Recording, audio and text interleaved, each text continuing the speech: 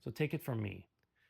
When you walk around and live your life feeling angry all the time, resentful, feeling like a victim, feeling like you're at the affect of life and others, when there's hatred, when you have a hardened heart, when you walk around like a clenched fist, it's emotionally draining, mentally draining, spiritually draining, physically draining.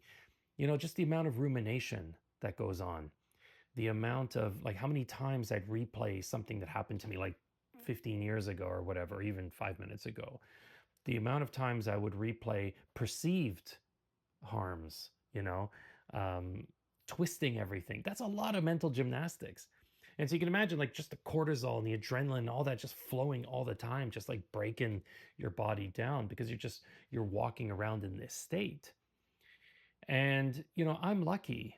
I was able to, and throw alcohol in the mix. That was me. And I was lucky to get sober and start doing that inner work and be reflective. And I'm still, 14, 15 years later, I'm still doing some of that work. And I was reminded of this because I just, you step onto any social media platform and you go into the comment section.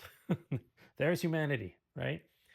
And sometimes it's draining just sifting through the negative comments, people telling on themselves, like clearly just self-loathing and just, all the stuff that they're going through, the doubts, the fears, the worries, the self-image, the skewed perspective on life, just the victimhood, all that. It gets like just vomited onto the screen, and you can just feel the venom and the vitriol that comes through.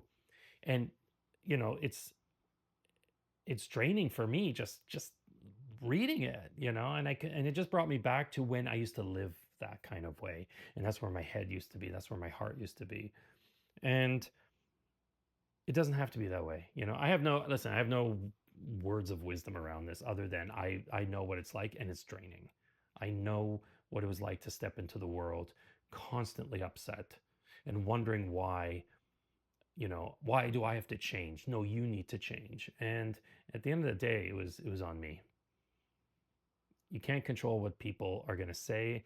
You can't control anything other than your response to whatever's going around. And so it's a lesson I still need to take in on a regular basis.